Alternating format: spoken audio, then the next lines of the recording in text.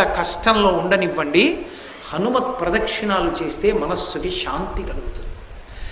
పిల్లల దగ్గర నుంచి వృద్ధుల వరకు, స్త్రీ పురుష పండిత పామర కుల మత వర్ణ వర్గ వివక్ష లేదు.